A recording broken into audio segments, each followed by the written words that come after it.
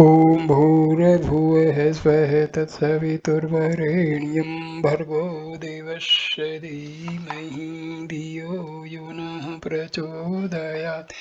ॐ शांति शांति शांतिः।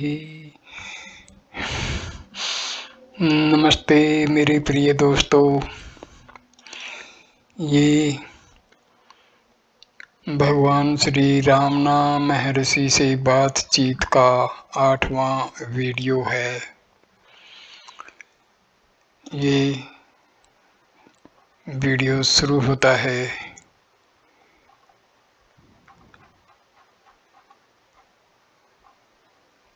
77वीं बातचीत से। श्री भगवान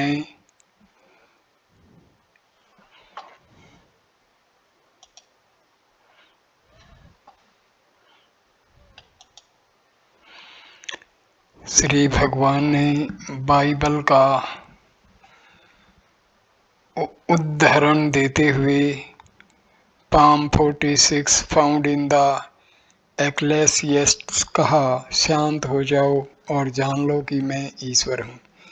केवल एक ही है, अन्य कुछ भी नहीं, तथा बुद्धिमान का हृदय दक्षिण भाग में स्थित है और मूर्ख का वाम में। 78वीं बातचीत।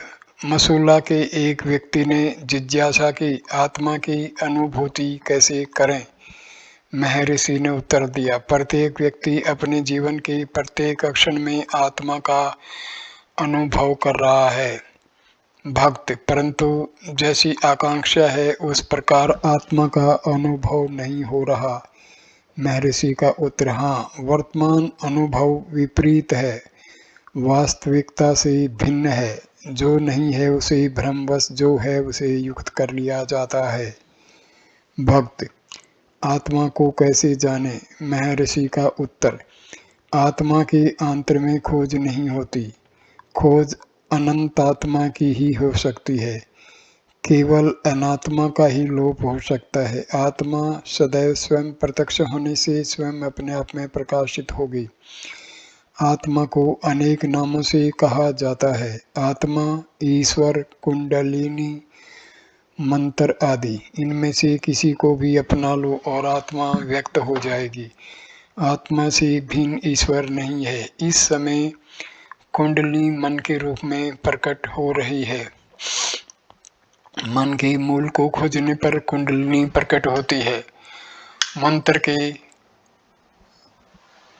जब से अन्य विचारों का लोप होकर मंत्र पर ध्यान केंद्रित होता है। अंततः मंत्र आत्मा में विलय होकर आत्मरूप प्रकाशित होता है। भक्त, आत्मज्ञान हेतु गुरु की आवश्यकता कब तक रहती है? महर्षि का उत्तर, जब तक लघु हल्का है तब तक गुरु भारी की आवश्यकता रहती है। लघु का कारण है स्वयं आरोपित किंतु भ्रम से अपने आप आत्मा को सीमित मानना। ईश्वर आराधना के फल स्वरूप उनसे दृढ़ भक्ति प्राप्त होती है, जिससे समर्पण होता है। भक्त के समर्पण के फल स्वरूप ईश्वरीय कृपा गुरु के रूप में व्यक्त होती है। गुरु जो वास्तव में ईश्वर ही है, भक्त का मार्गदर्शन कर बताता है कि ईश्वर तुम में है और वह आत्मा है। इससे मन अंतर्मुख हो अंततः साक्षात्कार करता है। आत्मा अनुभव करने की अवस्था तक साधना की आवश्यकता है। तब आत्मा का स्वतः प्रकाशित होना आवश्यक है, अन्यथा आनंद पूर्ण नहीं होगा। इसलिए सहज अवस्था की प्राप्ति तक कुछ न कुछ पर्याप्त अवश्य है। भक्त, इन प्रयासों से हमारा सांसारिक जीवन की संगति नहीं बैठती। महर्षि, तुम क्यों विचार करते हो कि तुम क्रियाशील हो? तुम्हारे यहाँ आने का पूरा उदाहरण लें। तुम घर से बैलगाड़ी में चले, रेल में बैठे, यहाँ रेलवे स्टेशन पर उतरे, वहाँ बैलगाड़ी में बैठे और शिवम को इस आश्रम में पाया। किसी के पूछने पर तुम कहते हो कि तुम अपने शहर से पूरा मार्ग चलकर यहाँ आए हो। क्या यह सत्य है? क्या वास्तविकता यह नहीं है कि तुम जैसे थे वैसे ही रहे और समस्त मार्ग वाहन ही चेष्टा करते रहे? जिस प्रकार उस कार्य को भी तुम भ्रांतिवश अपने स्वयं का कार्य मान लेते हो, उसी प्रकार अन्य कार्यों के लिए भी ऐसा ही समझो। वे स्वयं तुम्हारे नहीं हैं, वे ईश्वरीय कार्य हैं। भक्त, इस विचार का परिणाम मानसिक शून्यता होगी और कार्य की ठीक ठीक प्रगति नहीं होगी। महर्षि, इस शून्यता तक पहुंच जाओ, तब बाद में मुझसे कहना। भक्त, ऐसा कहा जाता है कि ज्ञानियों का दर्शन आत्म साक्षात्कार में सहायक होता है। महर्षि, हाँ, वह सहायक होता है। भक्त, क्या आपके पास मेरी वर्तमान यात्रा मुझे वह प्राप्त नहीं कराएगी? महर्षि, कुछ रुक कर क्या प्राप्त करना है, किसको? विचार करो, अनुसंधान करो, यह संशय किसको है? यदि स्रोत को खोज लें, संशय लुप्त हो जाएगा। 79वां बातचीत। एक इंजीनियर ने पूछा, पशु वातावरण व परिवर्तनों के होते हुए भी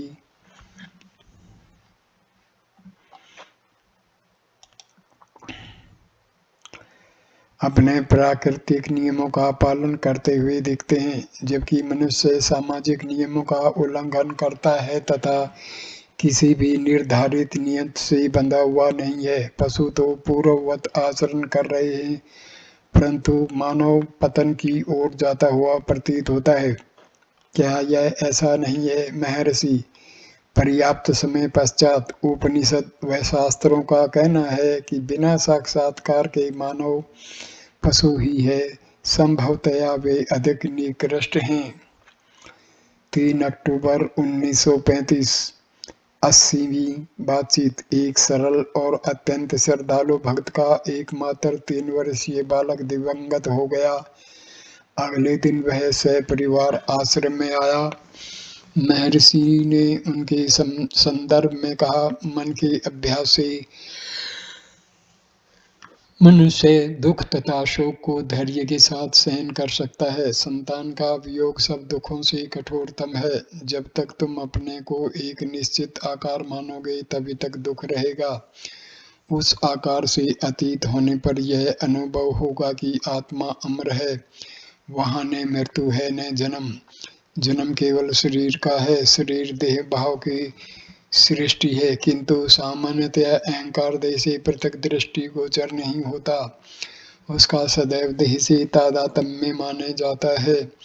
विचार ही महत्वपूर्ण है। बुद्धिमान मनुष्य को विचार करना चाहिए कि क्या वह गाढ़ी निद्रा में अपने शरीर से परिचित था। वह उसे जागृत अवस्था में क्यों अनुभव करता है? किंतु यद्यपि सुषुप्ति में देहा अनुभूति नहीं थी, पर क्या तब आत्मा का अस्तित्व नहीं था? गाढ़ी निद्रा में वह कैसे था? जागृत में वह कैसे है? क्या अंतर है? अहंकार का उदय होना ही जागना है। उसी समय संकल्प उदय होते हैं। उसको मालूम करने दो कि संकल्प किसको हैं, वे कहाँ से उदय होते हैं। उनका उदय चैतन्य आत्मा से ही हो सकता है। उसकी अस्पष्ट अनुभूति भी अहंकार के निराकरण में सहायक होती है। तदुपरांत एक अनंत सत्ता की अनुभूति संभव हो जाती है। उस अवस्था में शाश्वत सत्ता के अतिरिक्त अन्य व्यक्तित्व नहीं रहता। तब वहाँ न मृत्यु का विचार है न शोक का। यदि मनुष्य यह मानता है कि उसका जन्म हुआ है, तो वह मृत्यु के भय को टाल नहीं सकता।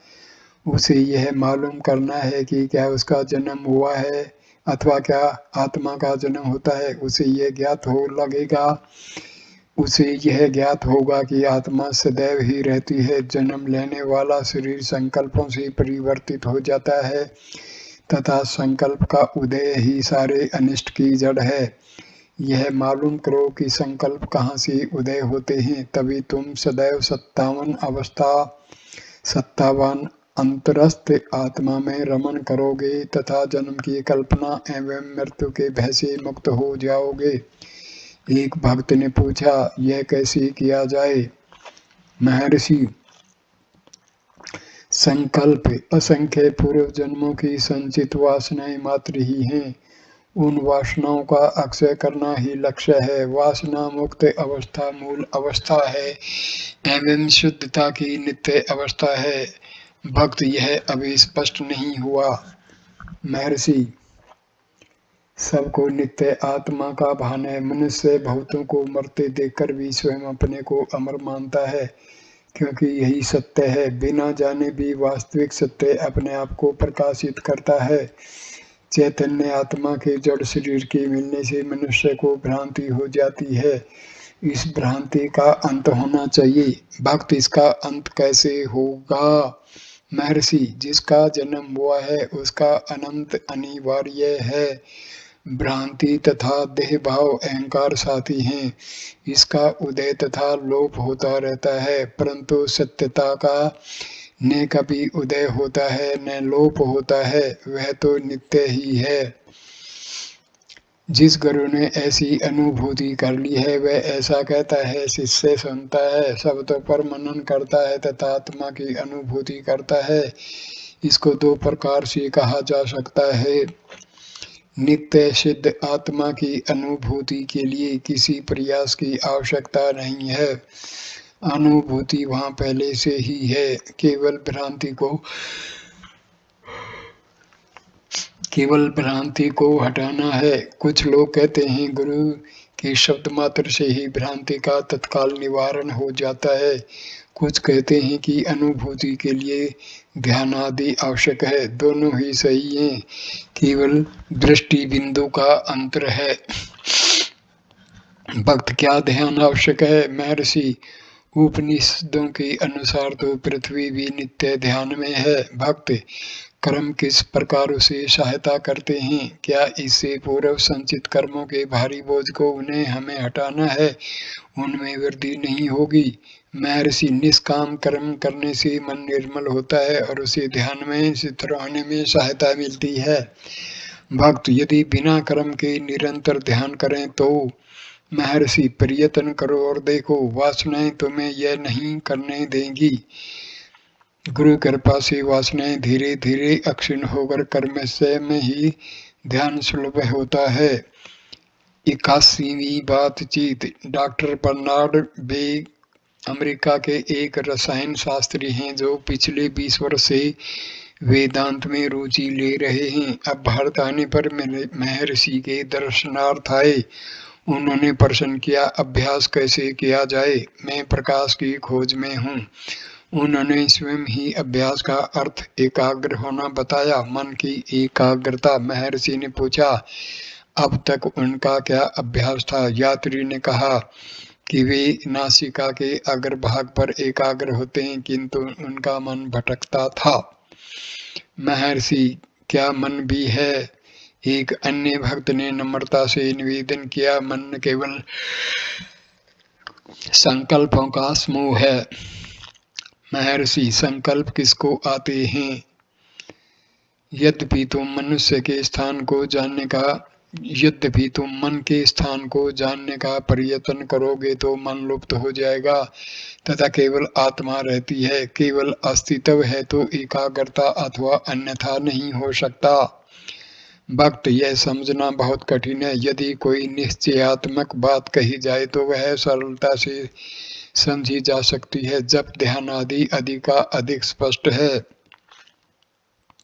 महर्षि मैं कौन हूँ? सर्वोत्तम जाप है।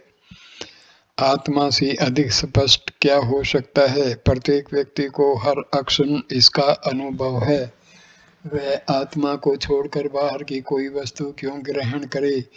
प्रत्येक व्यक्ति को कुछ अज्ञात अन्य वस्तु की अपेक्षा ज्ञात आत्मा की खोज करने का प्रयास करना चाहिए। भक्त आत्मा का ध्यान कहाँ करूं? मेरा आशय है शरीर के किस भाग में करूं? महर्षि आत्मा अपने को व्यक्त करे, बस इतना ही आवश्यक है। एक भक्त ने नम्रता पूर्वक कहा, वक्ष के दाहिनी ओर हृदय है, यही आत्मा का स्थान है। अन्य भक्त, आत्मा अनुभूति होने पर उस केंद्र में प्रकाश होता है। महर्षि ऐसा ही है। भक्त मन को जगत से किस प्रकार हटाएं? महर्षि क्या संसार है? मेरा आशय है क्या आत्मा से परे? क्या जगत कहता है कि वह है? यह तो तुम हो जो कहते हो कि संसार है। उस आत्मा को मालूम करो जो यह कहता है। 82वां बातचीत। अनेक प्रकार की समाधियों में क्या अंतर है, इसके संबंध में प्रश्न पूछा गया। महर्षि ने उत्तर दिया, जब इंद्रियों का अंधकार में विलय होता है तब वह गाढ़ी निद्रा है, जब इंद्रियों का प्रकाश में विलय होता है तब वह समाधि है। जिस प्रकार गाड़ी में सोता हुआ यात्री गाड़ी के चलने, रुकने तथा घोड़ों के खोले जाने पर भी उसे अनभिज्ञ रहता है, उसी प्रकार ज्ञानी जो सहज समाधि में है, घटना, कर्म, जागृति, स्वप्न तथा सुषुप्ति से अनभिज्ञ रहता है। इस उदाहरण में निद्रा घोड़ों के खुलने के समान है तथा समाधि घोड़ों के विश्राम के समान है, क्योंकि इंद्रियां कर्म करने को उसी प्रकार प्रस्तुत रहती हैं जिस प्रकार के विश्राम के बाद घोड़े चलने को तत्पर रहते हैं। समाधि में सिर नीचे नहीं झुकता, क्योंकि निष्क्रिय होते हुए भी इंद्रियां विद्यमान हैं, जबकि निद्रा में सिर नीचे झुक जाता है, क्योंकि इंद्रियां अंधकार में विलीन हो जाती हैं। केवल समाधि में क्रियाएं, प्राण धारक एवं मानसिक जागृति, स्वप्न तथा सुषुप्ति केवल विलीन होकर समाधि से अन्य अवस्था होते हुए ही प्रकट हो जाती हैं। सहज समाधि में प्राण धारक तथा मानसिक क्रियाएं एवं तीनों अवस्थाएं पूर्णतया नष्ट हो जाती हैं और फिर कभी भी पूर्ण प्रकट नहीं होती। यद्यपि अन्य व्यक्ति ज्ञानी को खाता, बात करता, चलता देखकर उसे क्रियाशील मानते हैं, वह स्वयं इन क्रियाओं से अनभिज्ञ रहता है, जबकि अन्य व्यक्तियों को उसकी सक्रियता का भान है। ये क्रियाएं उसकी देह की हैं, उसके स्वरूप की नहीं। जहाँ तक उसका संबंध है वह सोते हुए उस यात्री अथवा उस बालक के समान है जिसे गहन निद्रा में बाधा डालकर दुग्ध पान करा दिया जाए, जिसका उसे भान नहीं है। अगले दिन बालक कहता है कि मैंने दूध बिल्कुल नहीं पिया तथा मैं बिना उसके सो गया था। स्मरण कराने पर भी उसे विश्वास नहीं कराया जा सकता। सहज समाधि में भी ऐसा ही है। सुषुम्ना परालीन। यहाँ सुषुम्ना तपो मार्ग का निर्देश करती है तथा प्राणाड़ी ज्ञान मार्ग का निर्देश करती है। 83वीं बातचीत। महर्षि ने कुछ भक्तों की कथा सुनाते हुए बताया कि श्री कृष्ण ने एकनाथ की 12 वर्ष तक सेवा की तथा पांडुरंग द्वारा किस प्रकार सक्कुबाई को गृह के कारागार से मुक्त कर पंढरपुर की यात्रा करने में सहायता की। तत्पश्चात महर्षि ने 1896 में मथुरा के तिरुवन्नमलाई जाते समय एक रहस्य में मौलवी के प्रकट होने का संस्मरण सुनाया कि वह किस प्रकार प्रकट हुआ, बातचीत की तथा अचानक अदृश्य हो गया। 84वीं बातचीत। श्री ग्रांटफ ने महर्षि से पूछा, क्या किसी नेवले को आपसे कोई संबंध था? महर्षि ने कहा, हाँ, आर्द्र तथा जयंती के अवसर पर मैं पर्वत पर सकंदाश्रम में निवास करता था। नगर से बहुत से यात्री पर्वत पर चढ़कर आ रहे थे। एक नेवला सामान्य आकार से बड़ा, सुनहरे रंग का, न कि सामान्य नेवलों की तरह भूरे रंग का तथा जंगली नेवले की पूंछ के काले बिंदु से रहित, जन समुदाय के मध्य निर्भय विचर रहा था। लोगों ने इसे भीड़ में से किसी व्यक्ति का पालतू नेवला समझा। जानवर सीधा विरूपाक्ष गुफा के समीप झरने में स्नान करते पलानी स्वामी के निकट गया। उन्होंने नेवले को सहलाया तथा उसे प्यार से थपथपाया। नेवला उनके साथ गुफा तक गया, कंदरा के प्रत्येक कोनों तथा स्थानों का निरीक्षण किया तथा तदुपरांत जन समुदाय के साथ सकंदाश्रम तक आया। मैंने उसे देखा, उसके आकर्षक रूप तथा उसकी निशंक चेष्टा से सभी चकित थे। नेवला मेरे पास आया, मेरी गोद में बैठ गया और कुछ देर तक विश्राम करता रहा। फिर वह उठा और चारों ओर देखकर नीचे उतरने लगा। वह पूरे आश्रम का चक्कर लगाता रहा और मैं असावधान यात्री अथवा मोरों से उसको कदाचित हानि से बचाने हेतु साचार चलता रहा। वहां के दो मोर उसे उत्सुकता के साथ देख रहे थे, किंतु नेवला एक जगह से दूसरी ओर अविचलित भाव से फिरता रहा तथा अंत में आश्रम की दक्षिणी पूर्व चट्टानों में अदृश्य हो गया। 85वीं बातचीत। उन्हीं महर्षि ने महर्षि से स्मृति व इच्छा के मुख्य आपसी संबंध के बारे में तथा उनका मन से क्या संबंध है इसके बारे में प्रश्न किया। महर्षि ने उत्तर दिया, ये मन के कार्य हैं। मन अहंकार का परिणाम है तथा अहंकार आत्मा से उदय होता है। 6 नवंबर 1935। 86वीं बातचीत। महर्षि ने ईसाई मत का वास्तविक महत्व इस प्रकार समझाया। ईसा अहंकार है, सलीब देह है। जब अहंकार को सलीब पर चढ़ाया जाता है और वह नष्ट होता है, जो सुरक्षित है वह पूर्ण ब्रह्म है। तुलना करें, मैं और मेरे पिता एक हैं और बाद के इस श्रेष्ठ जीवन का पुनर्जीवन कहते हैं। 87वीं बातचीत। एक निष्ठावान अंग्रेज भक्त मेजर A.W. चार्डविक ने प्रश्न किया, ईसा मसीह ने सलीब पर चढ़ाए जाते समय मेरे प्रभु क्यों पुकारा? महर्षि, संभवतः प्रभु के लिए उनकी यह पुकार उनके साथ ही दो अन्य सलीब पर चढ़ाए जाने वाले चोरों के लिए थी। फिर ज्ञानी ने तो जीवित अवस्था में ही यहाँ और अभी मुक्ति प्राप्त कर ली है। इसका कोई महत्व नहीं कि वह कैसे, कहाँ और कब अपने शरीर का त्याग करता है, किंतु ज्ञानियों को कष्ट होता सा प्रतीत होता है।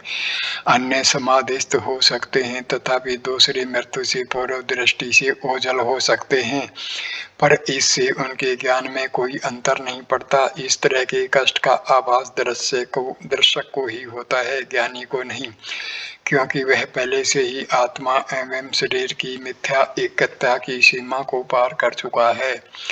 88वीं बातचीत। उपरोक्त महाशय ने प्रश्न किया, संत पाल के दिव्य दर्शन में ईसा का क्या महत्व है? महर्षि ने जवाब दिया, दिव्य दर्शन पूर्ण है, उसका आकार से संबंध नहीं है। जब संत पाल को आत्म अनुभव हुआ तब उस प्रकाश को उन्होंने ईसा का प्रकाश माना। भक्त किंतु तब तक पाल ईसा के प्रेमी नहीं थे। महर्षि, प्रेम तथा घृणा का कोई महत्व नहीं है, ईसा का भाव मन में था ही। यह रावण जैसी स्थिति थी। ईसा का प्रकाश तथा आत्म साक्षात्कार एक ही है। 89वीं बातचीत। कपूर की आरती ज्ञान के प्रकाश से मन के नष्ट होने की प्रतीक है। विभूति शिव है तथा कुमकुम शक्ति है। विभूति दो प्रकार की है, परा विभूति तथा अपरा विभूति। पवित्र विभूति अपरा है। साक्षात्कार की अग्नि से जब सारा मैल नष्ट हो जाता है तब जो शेष रहता है उसे परा कहते हैं। यह पर ब्रह्म है। 90वीं बातचीत। ईसाई धर्म की त्रयी इस प्रकार स्पष्ट की गई। प्रभु पिता ईश्वर के सदृश हैं, प्रभु पवित्र आत्मा आत्मा के सदृश हैं, प्रभु पुत्र गुरु के सदृश हैं। ईश्वरो गुरु आत्मेति मूर्ति भेदा विभागिने व्योम वेदे व्याप्ति देहाय दक्षिणामूर्तये नमः। आशय यह है कि ईश्वर भक्तों को गुरु ईश्वर का पुत्र रूप में दर्शन देता है तथा पवित्र आत्मा की ही सर्व व्यापकता को प्रकट करता है, अर्थात ईश्वर आत्मा है तथा यह आत्मा सर्वत्र व्याप्त है तथा आत्मा का साक्षात्कार आवश्यक है, जो कि ईश्वर के साक्षात्कार के तुल्य है। 91वीं। एक बंगाली यात्री ने प्रश्न किया कि मन पर नियंत्रण कैसे करें? महर्षि ने जवाब दिया, तुम मन किसे मानते हो? भक्त, जब मैं ईश्वर पर विचार करने बैठता हूँ तो विचार अन्य विषयों में भटकने लगते। मैं इन विचारों पर स्वयं संयम करना चाहता हूँ। महर्षि, भगवत गीता में ऐसा कहा गया है कि मन का स्वभाव ही चंचल है। व्यक्ति को अपने विचारों को ईश्वरोन्मुख करना चाहिए। चिरकालीन अभ्यास से मन संयमित तथा शिथिल हो जाता है। मन की चंचलता एक दुर्बलता है जो संकल्पों के रूप में और उसकी कारण शक्ति के अव्यय से उत्पन्न होती है। मन के एक ही विचार पर केंद्रित करने से शक्ति का संचय होता है तथा मन एक अधिक बलवान होता है। भक्त मन की शक्ति से क्या तात्पर्य है? महर्षि, बिना किसी विक्षेप के एक ही विचार पर एकाग्र होने की योग्यता। भक्त, यह कैसे प्राप्त होता है? महर्षि, अभ्यास द्वारा एक भक्त ईश्वर का ध्यान करता है, ज्ञान मार्ग का साधक आत्मा की खोज करता है। दोनों के लिए साधना एक सी कठिन है। भक्त मन को आत्मा की खोज में संलग्न करने पर भी काफी समय तक संघर्ष करने के बाद मन में व्यक्ति को धोखा देने लगता है। मन की इस दुष्टता की जानकारी व्यक्ति को बहुत बाद में होती है। महर्षि, ऐसा तो होगा ही। प्रारंभिक अवस्था में मन खोज में काफी समय तक रुक रुक कर तब लगता है, पर निरंतर अभ्यास से थोड़े समय के बाद ही फिर लगने लगेगा तथा अंततः कदापि भी चंचल नहीं होगा। तब अव्यक्त व्यक्ति व्यक्त होगी, अव्यक्त शक्ति व्यक्त होगी। सात्विक मन संकल्पों से रहित हो जाता है जबकि राजसिक मन संकल्पों से भरा रहता है। सात्विक मन प्राण धारा में परिवर्तित हो जाता है। भक्त, क्या प्राण धारा का अनुभव करने से पहले ही मन को संकल्पों से दूर रखा जा सकता है? महर्षि, हाँ, धारा तो पूर्व से ही विद्यमान है। 7 नवंबर 1935।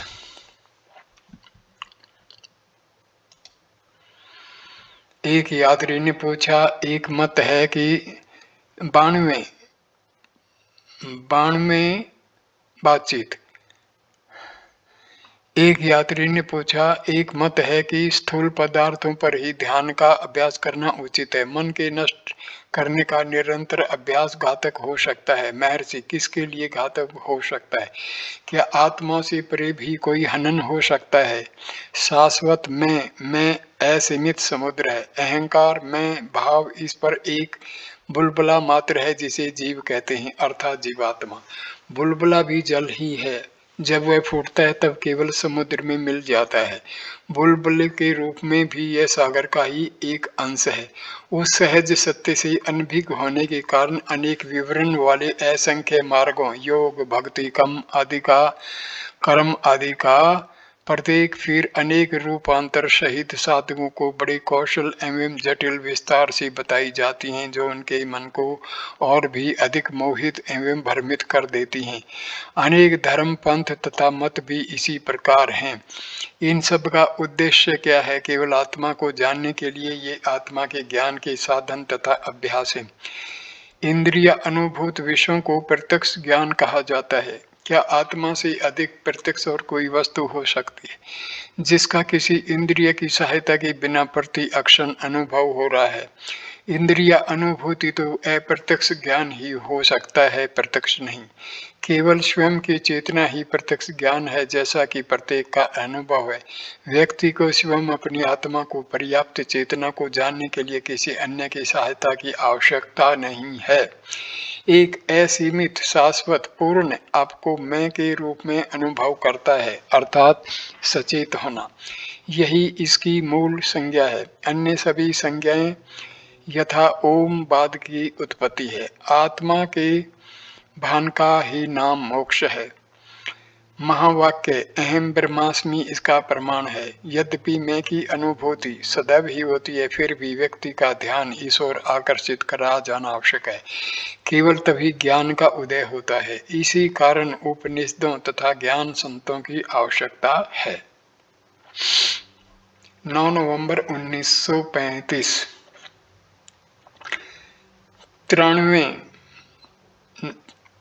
93 नंबर की बातचीत।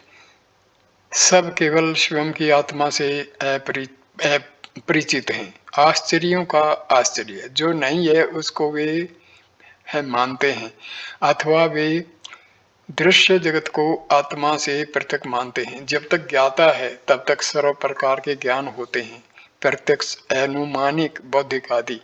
जानने वाले का नाश होते ही उसके साथ उन सब का भी नाश हो जाता है। उनकी सत्यता उसी मात्रा में है जितनी की उसकी। 94 नंबर की बातचीत। एक व्यक्ति ने महर्षि से अपने पापों के लिए क्षमा याचना की। उसे बताया गया कि यदि वह इतनी सावधानी बरते जिससे कि उसका मन उसे दुखी नहीं कर सके तो उसके लिए यही पर्याप्त होगा। 13 नवंबर 1935। 95 नंबर की बातचीत। Major A.W. चैडविक द्वारा निम्नलिखित प्रश्न उठाया गया। एक योगी श्री एडवर्ड कारपेंटर ने एक पुस्तक में लिखा है कि उन्हें कुछ अवसरों पर आत्मा अनुभूति हुई जिसका प्रभाव कुछ समय पश्चात तक रहकर कर्म से नष्ट हो गया, जबकि श्री रमण गीता का कथन है एक बार ग्रंथि तड़ से टूटने के बाद सदैव के लिए ही टूट जाती है। इस योगी के उदाहरण में आत्म साक्षात्कार के उपरांत भी बंधन बने रहे, ऐसा कैसे हो सकता है? महर्षि ने कैवल्य का उदाहरण इस प्रकार दिया। सच्चिदानंद की ज्योतिर्मय एकात्मक निरंतर स्थिति की उपलब्धि कर शिष्य ने गुरु को आत्म समर्पण कर विनम्र प्रार्थना की कि वह गुरु की कृपा से के लिए दक्षिणा में क्या समर्पित करे। गुरु ने आदेश दिया, तुम सदैव शाश्वत निरंतर परमानंद में स्थित रहो, यही मेरी दक्षिणा है। उससे फिसल कर दूर न जाना। भक्त पूर्ण आनंद का अनुभव कर कोई भी किस प्रकार उस मार्ग से चित्त होश दूर हो जा सकता है?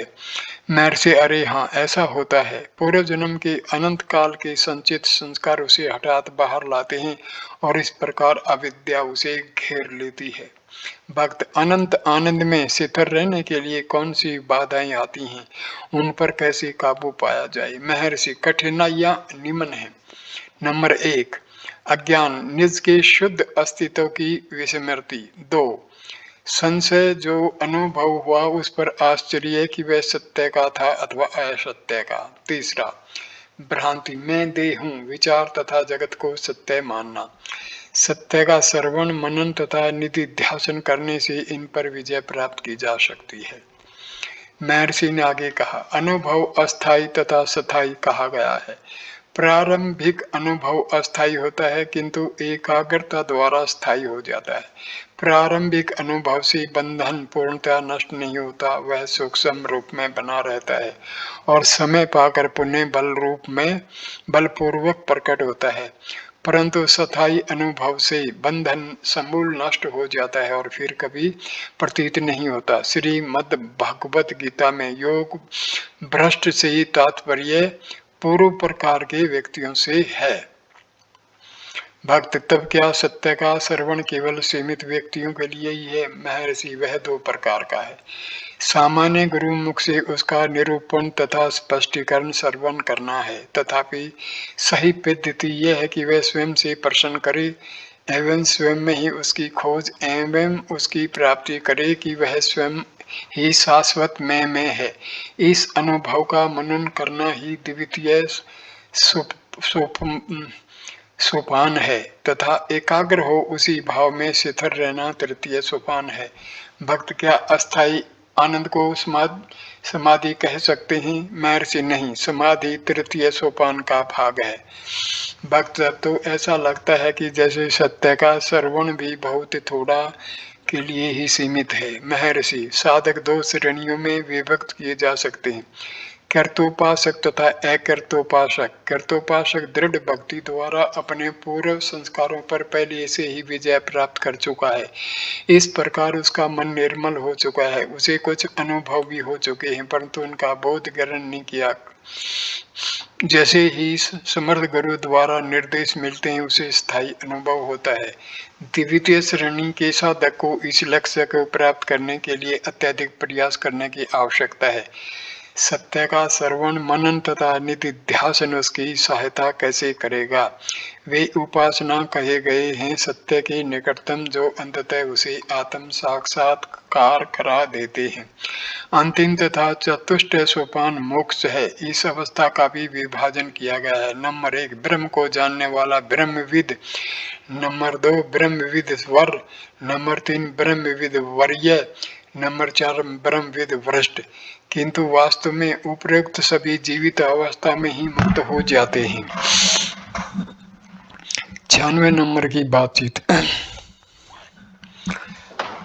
Major A. W. चाडविक पश्चिम के निवासियों का ज्ञान किस प्रकार का है, जो कहते हैं कि उन्हें सार्वभौम चैतन्य के प्रकाश का दर्शन हुआ है।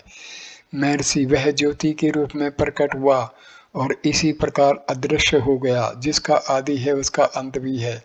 जब केवल नित्य शुद्ध चैतन्य की अनुभूति होगी तभी वह स्थायी होगा। वास्तव में चैतन्य सदैव ही हमें उपलब्ध है। प्रत्येक व्यक्ति जानता है मैं हूँ। कोई भी अपने अस्तित्व से मना नहीं कर सकता। गहन निद्रा में व्यक्ति को इसका भान नहीं होता।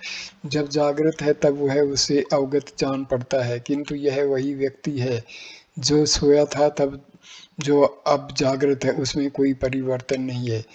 गहन निद्रा में उसे देह का भान नहीं था, वहाँ देह चेतना नहीं थी। जागृत अवस्था में उसे देह का भान है, वहाँ देह चेतना ही है। अतः देह चेतना के उदय होने के कारण अंतर होता है। वास्तविक चैतन्य में किस प्रकार अंतर नहीं है। देह तथा देह चेतना साथ ही उदय होती है तथा साथ ही विलीन होती है। यह सब कहने का आशय यह है कि गाढ़ी निद्रा में कोई सीमाएं नहीं होती, जबकि जागृति में सीमाएं होती हैं। वे सीमाएं ही बंधन हैं। यह अनुभूति के मैं देह हूँ मूल में है। मैं की इस मिथ्या का भावना को जाना होगा। वास्तविक मैं सदैव ही है। यह यही है और अभी है। वह कभी भी नए ढंग से न उदय होती है और न फिर लुप्त। जिसकी सत्ता है वह सदैव ही रहता है, जो नया प्रकट होगा वह नष्ट भी होगा। गहरी निद्रा तथा जागृत की तुलना करो। एक अवस्था में देह का भास होता है, दूसरी में नहीं, अतः देह नष्ट ही होगी। चैतन्य की सत्ता पहले भी थी, अतः यह देह के बाद भी रहेगी। वास्तव में ऐसा कोई भी नहीं है जो यह न कहता हो कि मैं हूँ। यह मिथ्या ज्ञान की मैं देह हूँ सारे अनिष्ट की जड़ है। इस प्रकार मिथ्या ज्ञान को जो हटाना आवश्यक है, यही साक्षात्कार है। साक्षात्कार किसी नवीन वस्तु की प्राप्ति नहीं है और न यह कोई नवीन अक्षमता है। यह सब माया छद्म को दूर हटाना मात्र है। मेजर चाडविक, मैं देह से निवृत्त होने का प्रयास करता हूँ। महर्षि, मनुष्य अपने वस्त्रों को उतार कर अकेला एवं स्वतंत्र रहता है। आत्मा निस्सीम है एवं देह तक ही सीमित नहीं है। देह से निवृत्ति कैसे होगी, वह उसे कहाँ त्यागेगा। वह जहाँ कहीं भी है तब भी उसी की है। मेजर चाडविक हंसते हैं। महर्षि, अंतिम सत्य कितना सरल है। वह मूल अवस्था में रहने से अधिक कुछ नहीं है। केवल इतना कहना ही पर्याप्त है। फिर भी आश्चर्य तो इस बात का है कि इस सरल सत्य को समझने के लिए इतने धर्म पंथ प्रणाली उत्पन्न हुए हैं, जिनके मध्य अपने विवाद हो गए हैं। आह कितने खेद की बात है, आह कितने खेद की बात है। मेजर चैडविक, किंतु लोग सरलता से संतुष्ट नहीं होंगे, वे तो जटिलता ही चाहते हैं। महर्षि, ऐसा ही है, क्योंकि लोगों की रुचि विस्तार सहित आकर्षक तथा जटिल वस्तु में है, इसलिए इतने अधिक धर्मों की सृष्टि हो गई है, जिनमें से प्रत्येक अत्यधिक जटिल है तथा प्रत्येक धर्म के प्रत्येक पंथ में अपने अपने अनुयायी तथा विरोधी हैं। उदाहरण स्वरूप साधारण ईसाई तब तक संतुष्ट नहीं होगा जब तक उसे यह न बताया जाए कि परमात्मा दूरस्थ स्वर्ग में विराजमान है, जहाँ हम बिना सहायता के नहीं पहुँच सकते। उस परमात्मा को केवल ईसा ही जानते थे तथा केवल ईसा ही हमें मार्ग दिखाने में समर्थ हैं। ईसा की आराधना करके ही बचना संभव है। यदि उसे सरल सत्य बताया जाए, स्वर्ग का राज्य तुम्हारे अंदर ही विद्यमान है, वह संतुष्ट नहीं होगा तथा ऐसे व्यक्तियों में गूढ़ तथा विलक्षण अर्थ खोजने लगेगा। केवल परिपक्व मस्तिष्क ही सरल सत्य को, पूर्ण वास्तविकता को ग्रहण करने में समर्थ होते हैं। फिर मेजर चाडविक ने ध्यान के समय एक निश्चित अनैच्छिक भय की चर्चा की, जो आत्मा को स्थूल देह से अलग होती हुई अनुभव करते हैं तथा यह अनुभूति भय उत्पन्न करती है। महर्षि, यह भय किसको है? यह सब शरीर को आत्मा के समान मानने का परिणाम है। वियोग के अनुभव की पुनरावृत्ति उसे परिचित करा देगी और भय नहीं रहेगा।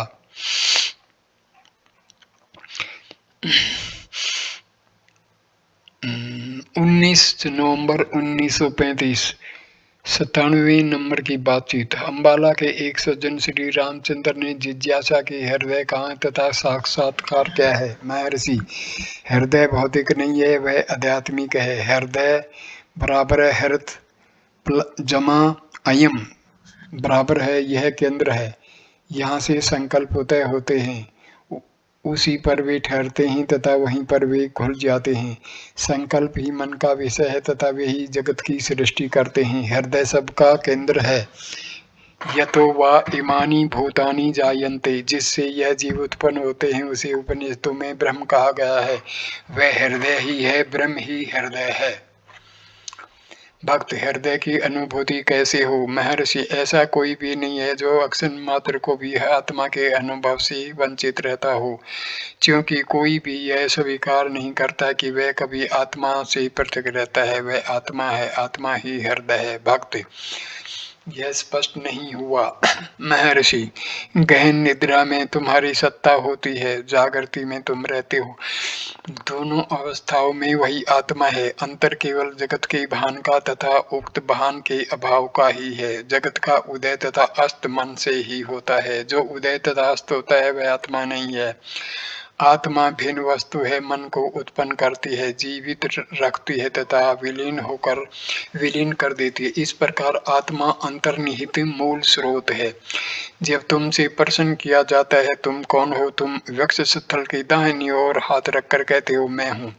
इस प्रकार तुम अनजाने ही आत्मा की ओर संकेत करते हो। इस प्रकार आत्मा का भान होता है, किंतु व्यक्ति दुखी है क्योंकि वह भ्रांतिवश मन तथा शरीर को आत्मा से मिला देता है। यह भ्रांति मिथ्या ज्ञान के कारण है। केवल इस अज्ञान का निवारण आवश्यक है। इस निवारण से साक्षात्कार होता है। भक्त, मन को वश में कैसे करें? महर्षि, मन क्या है? मन किसका है? भक्त, मन सदैव चंचल रहता है, मैं इसको वश में नहीं कर सकता। महर्षि, मन का स्वभाव ही चंचल होना है। तुम मन नहीं हो, मन उदय होता है और अस्त होता है, यह अस्थायी तथा अनित्य है, जबकि तुम नित्य हो। आत्मा से अन्य कुछ नहीं है। आत्मा में अधिष्ठित होना ही आवश्यक है। मन की चिंता त्याग दो। यदि इसके स्रोत को खोज लोगे तो यह नष्ट हो जाएगा और शुद्ध आत्मा शेष रहेगी। भक्त, क्या मन को वश में करने की आवश्यकता नहीं है? महर्षि, आत्मा की अनुभूति होने के बाद नियंत्रण करने को कोई मन नहीं रहेगा। मन के नष्ट होने के बाद आत्मा प्रकाशित होगी। जिससे साक्षात कर लिया है उसका मन सक्रिय अथवा निष्क्रिय, उसके लिए केवल आत्मा रहती है। क्योंकि मन, देह तथा जगत आत्मा से पृथक नहीं है। वे आत्मा में उदय होते तथा आत्मा में अस्त होते हैं। आत्मा से पृथक उनकी सत्ता नहीं है। क्या वे आत्मा से भिन्न हो सकते हैं? केवल आत्मा का बोध रखो। इन मिथ्या वस्तुओं की चिंता क्यों? वे आत्मा को कैसे प्रभावित कर सकते हैं?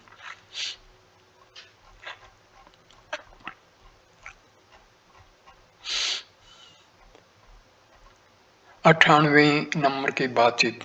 श्री भगवान ने पुनः स्पष्ट किया, आत्मा हृदय है। हृदय स्वतः ज्योतिर्मय है। प्रकाश हृदय से उदय होकर मस्तिष्क में पहुंचता है, जो मन का स्थान है।